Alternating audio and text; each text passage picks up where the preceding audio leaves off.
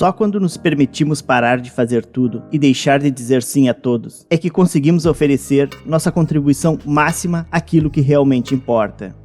O caminho do essencialista é buscar de forma incansável o menos, porém melhor. O essencialismo não se trata de fazer mais, trata de fazer as coisas certas. Também não é fazer menos só por fazer menos. É investir tempo e energia de forma mais sábia possível para dar sua contribuição máxima, fazendo apenas o que é essencial. Ao investir em menos coisas, temos a experiência satisfatória de alcançar um avanço significativo no que mais importa. O essencialismo é uma abordagem disciplinada e sistemática para determinar onde está o ponto máximo de contribuição, de modo a tornar a sua execução algo que não demanda esforço. Se não estabelecermos prioridades, alguém fará isso por nós. Em muitos dos casos, cair na busca indisciplinada por mais foi a razão fundamental do fracasso.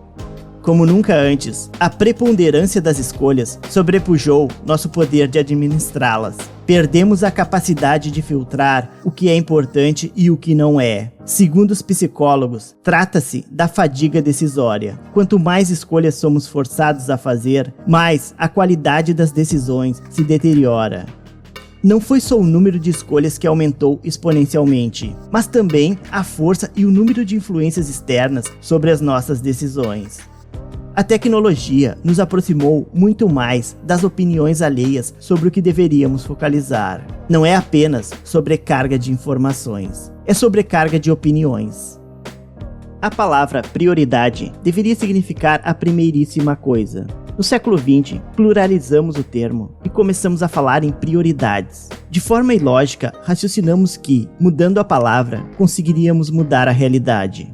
Se não escolhemos conscientemente no que concentrar nosso tempo e nossa energia, os outros, chefes, colegas, clientes e até família, escolhem por nós, e logo perdemos de vista tudo que é significativo.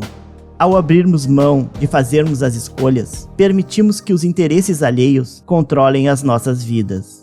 Em vez de reagir às pressões sociais que nos puxam em 1000 direções, devemos aprender a reduzir, simplificar e focalizar o que é essencial, eliminando todo o resto.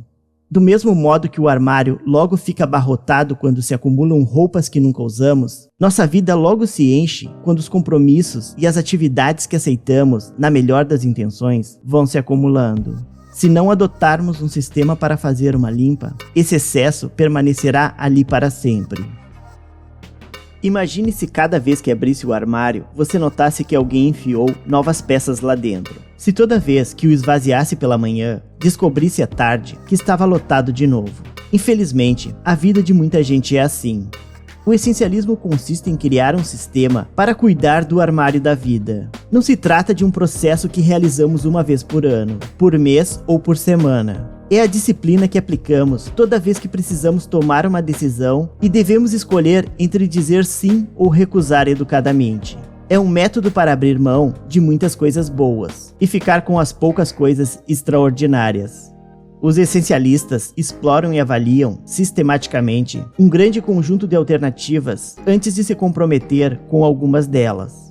Se buscarmos apenas uma boa oportunidade, encontraremos centenas de itens para analisar, mas é melhor fazer uma busca avançada com 3 perguntas.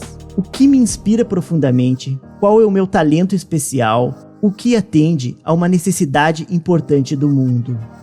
Eliminar o que não é essencial significa dizer não a alguém, muitas vezes, e também ir contra as expectativas sociais. Para fazer isso direito, é preciso coragem e delicadeza.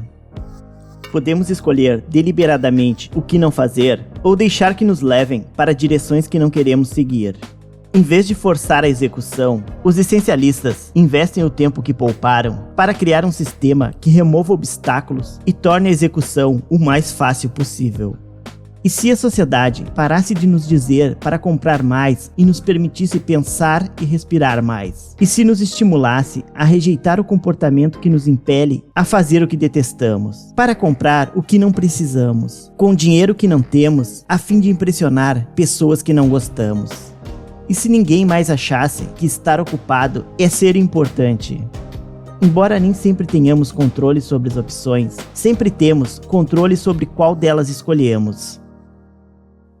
Tornar-se essencialista exige a conscientização da capacidade de escolher. Quando abrimos mão do nosso livre-arbítrio, damos aos outros não só o poder, como também a permissão explícita de escolher por nós. O trabalho árduo é importante, porém, mais esforço não gera necessariamente mais resultado. Menos, porém melhor, sim. O não essencialista acha que quase tudo é essencial. O essencialista acha que quase tudo é não essencial. É óbvio que, quando temos que escolher entre duas coisas que queremos, preferimos optar por ambas. No entanto, por mais que muita gente queira, simplesmente não podemos ter tudo. Os essencialistas veem as soluções de concessão como parte inerente da vida, não como algo negativo. Em vez de indagar do que tenho que abrir mão, perguntam em que quero investir tudo. O impacto cumulativo dessa pequena mudança de ponto de vista pode ser profundo. O melhor patrimônio de que dispomos para dar nossa contribuição máxima ao mundo somos nós. Se não investimos em nós mesmos, em nossa mente, nosso corpo e nosso espírito, prejudicamos a nossa ferramenta mais eficiente e confiável. Temos que controlar nosso ritmo, cuidar da saúde e obter energia para explorar, prosperar e realizar. Embora haja gente realmente capaz de sobreviver com menos horas de sono, descobri que a maioria das pessoas simplesmente ficou tão acostumada a viver exausta que se esqueceu de como é estar totalmente descansada. Embora o sono costume ser associado ao descanso do corpo, pesquisas recentes mostram que, na verdade, o sono descansa mais o cérebro. É o sono que nos permite funcionar no nível máximo de contribuição e realizar mais em menos tempo. Como explica a lógica do essencialista, na realidade, só existem poucas coisas de valor excepcional e quase tudo o mais tem pouca relevância. Se tivermos convicção total e absoluta de fazer alguma coisa, devemos dizer sim. Qualquer coisa menos do que isso recebe uma resposta negativa. Na hora de avaliar, pense no critério mais importante da escolha e simplesmente dê a cada opção uma nota de 0 a 100. Se a nota for menos que 90, mude-a automaticamente para 0 e rejeite a opção. Dessa maneira, você evita se enredar na indecisão, ou pior, nas notas 60 ou 70. Por definição, aplicar critérios extremamente seletivos é perder para ganhar. Às vezes é preciso rejeitar uma opção que parece muito boa e ter fé que o perfeito logo surgirá. O benefício dessa abordagem ultraseletiva para a tomada de decisões em todas as áreas da vida é claro. Quando os critérios de seleção são muito amplos, acabamos nos comprometendo com opções demais. Dar valores numéricos simples às opções nos obriga a tomar decisões de forma consciente, lógica e racional, em vez de impulsiva ou emocionalmente. Os não essencialistas aplicam critérios implícitos às decisões que tomam, tanto na vida pessoal quanto na profissional. Tornar os critérios seletivos e explícitos nos proporciona uma ferramenta sistemática para discernir o que é essencial e eliminar o que não é. Sem foco, há desperdício de tempo e energia nas muitas trivialidades. Supervalorizamos coisas não essenciais, como uma casa e um carro mais bonitos, e até coisas intangíveis, como o número de seguidores no Twitter ou o fato de sair bem nas fotos do Facebook. Em consequência, negligenciamos atividades realmente essenciais, como passar mais tempo com aqueles que amamos, alimentar o espírito ou cuidar da saúde. Sem clareza e propósito, buscar algo só porque é bom não é o suficiente para você chegar ao topo. Uma escolha estratégica elimina um universo de outras opções e mapeia o curso dos próximos 5, 10 ou mesmo 20 anos de vida. Depois que a grande decisão é tomada, todas as subsequentes ficam mais nítidas. Um objetivo essencial não precisa ser redigido com elegância. O que conta é o conteúdo, não o estilo. Portanto, faça a pergunta mais essencial que vai configurar todas as decisões futuras. Se só pudéssemos ser verdadeiramente excelentes numa coisa, qual seria ela? Criar um objetivo essencial é difícil. Exige coragem e percepção para saber quais atividades e iniciativas se somarão para levar aquele que executá-las ao ponto máximo de contribuição. A coragem é o segredo do processo de eliminação. Sem coragem, a busca disciplinada por menos não passa de conversa fiada, é superficial. Por que será que é tão difícil ousar escolher, na hora, o que é essencial em vez do que não é? Uma resposta simples é: não temos clareza do que é essencial. Se não sabemos, ficamos indefesos. Em praticamente todos os casos, a clareza do essencial nos alimenta com a força necessária para dizer não ao que não é essencial. Descobri a verdade quase universal de que as pessoas respeitam e admiram aqueles que têm coragem e convicção de dizer não. Quando posicionamos nossa recusa com eficácia, mostramos aos outros que nosso tempo é muito valioso. Essa postura distingue o profissional do amador. Os essencialistas aceitam que não podem ser populares com todo mundo o tempo todo. Dizer não tem a ver com a própria capacidade de liderança. Não é apenas um talento periférico. Como no caso de qualquer habilidade, começamos com pouca experiência. Então aprendemos algumas técnicas básicas. Cometemos erros, aprendemos com eles. Desenvolvemos mais habilidade. Continuamos treinando. Não demora e temos todo o repertório à disposição. A influência dos custos perdidos é a tendência de continuar investindo tempo, dinheiro e energia em uma proposta que sabemos ser mal sucedida, só porque já gastamos um valor impossível de ser ressarcido.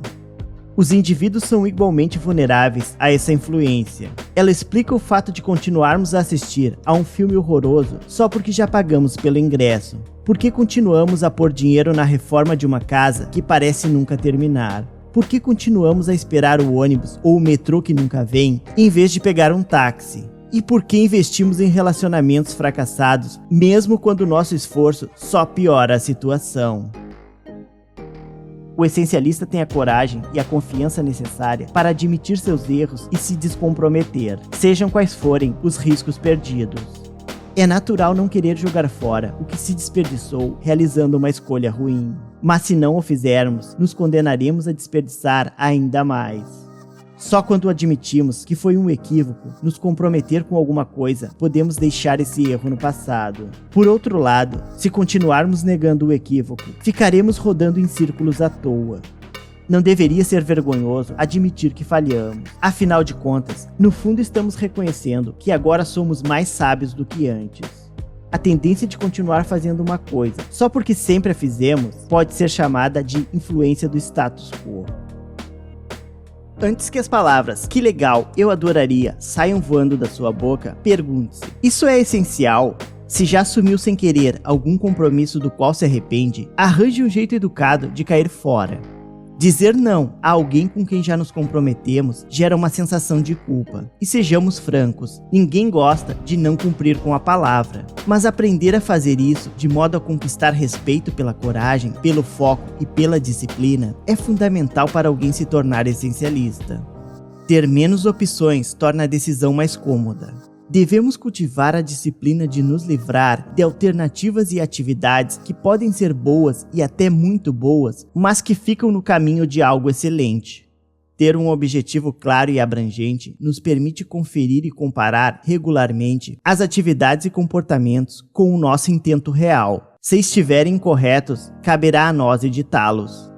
Tornar-se essencialista significa fazer dos cortes, da condensação e da correção uma parte natural do cotidiano. A falta de limites é algo típico dessa nossa era não essencialista. A tecnologia confundiu totalmente as fronteiras entre trabalho e família. Hoje parece haver uma expectativa de que todos os funcionários estejam disponíveis em tempo integral para a empresa. Os limites podem ser comparados às paredes de um castelo de areia. Assim que uma delas cai, todas as outras desmoronam. Se não estabelecermos limites, eles não existirão. Pior ainda, haverá limites, mas apenas aqueles determinados por omissão ou por outra pessoa, e não de caso pensado. Os essencialistas sabem que estabelecer limites dá poder.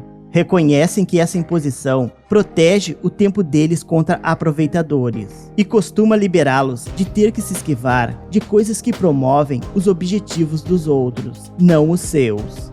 Nos nossos relacionamentos, sempre vão existir pessoas que tendem a nos exigir mais atenção do que outras. São as que fazem com que os problemas delas se tornem nossos. Elas nos distraem do nosso propósito.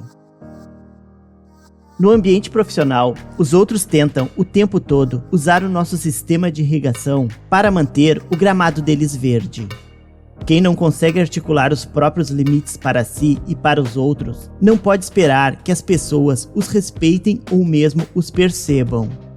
Só é realmente livre aquele que sabe estabelecer limites. A única coisa que podemos esperar com a máxima certeza é o inesperado. Portanto, podemos aguardar a dificuldade acontecer para só então reagir ou então nos preparar e nos prevenir, criando uma margem de segurança. Todos conhecemos alguém ou somos esse alguém que subestima cronicamente quanto tempo algo vai levar. São só 5 minutinhos, o projeto estará pronto na sexta-feira. Ou, vou levar no máximo 1 ano para escrever a minha tese. Mas é inevitável que tudo leve mais tempo. Acontece algo inesperado, a tarefa se mostra mais complicada do que parecia, ou a estimativa era simplesmente otimista demais.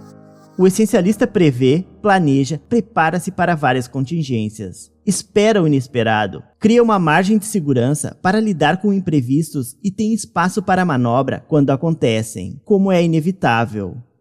Quando ganha um dinheirinho extra, o não essencialista tende a gastá-lo em vez de guardá-lo para tempos difíceis.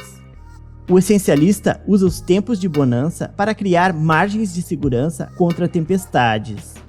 Se não soubermos o que realmente tentamos obter, qualquer mudança será arbitrária. O essencialista, em vez de realizar tudo e tudo ao mesmo tempo, ele começa pequeno e comemora o progresso. Em vez de correr atrás das grandes vitórias chamativas, que na verdade não importam, o essencialista busca vitórias pequenas e simples nas áreas essenciais.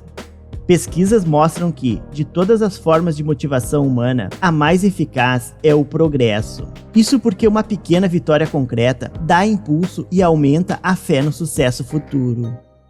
O progresso cotidiano, mesmo uma pequena vitória, pode fazer uma enorme diferença no modo como os indivíduos se sentem e se comportam. Em vez de começar grande e se esgotar sem ter nada para mostrar além do desperdício de tempo e energia, para realizar coisas realmente essenciais, é preciso começar pequeno e ir aumentando o impulso. Concluído é melhor que perfeito. Isso não quer dizer que devemos produzir qualquer porcaria, mas sim deixar de perder tempo com o que não é essencial e fazer o que precisa ser feito. Existem 2 maneiras de abordar uma meta ou um prazo importantes. Pode-se começar cedo e pequeno ou tarde e grande. Tarde e grande significa realizar tudo na última hora, virar noites e fazer acontecer. Cedo e pequeno quer dizer começar o quanto antes com o mínimo possível de investimento de tempo. O não essencialista acha que as coisas essenciais só são feitas à força, que a execução é pura questão de esforço. O essencialista pensa diferente. Ele elabora uma rotina que transforma em posição padrão a conquista do que foi identificado como essencial. A rotina é uma das ferramentas mais poderosas para remover obstáculos. Sem ela, a atração das distrações não essenciais nos domina. Com a repetição, dominamos a rotina e a atividade vira um hábito. Esse poder da rotina nasce da capacidade do cérebro de assumir o controle total até o processo se tornar inconsciente. Para alguns, a criatividade e inovação são aniquiladas na rotina, o supremo exercício do tédio. E as rotinas realmente podem ficar assim, mas as rotinas erradas. As certas podem melhorar a inovação e a criatividade, pois poupam nossa energia. Em vez de gastar nosso suprimento limitado de disciplina tomando as mesmas decisões várias vezes, quando incorporamos as decisões à rotina, canalizamos essa disciplina para outra atividade essencial. O que não conseguimos fazer é nos concentrar em 2 coisas ao mesmo tempo. Quando falo sobre estar presente, não falo em fazer só uma coisa de cada vez. Falo de manter o foco em uma coisa de cada vez.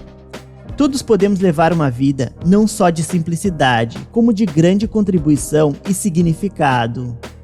Qualquer que seja a decisão, o desafio ou a encruzilhada que encontre na vida, basta se perguntar: o que é essencial? Responda com sinceridade e elimine todo o resto.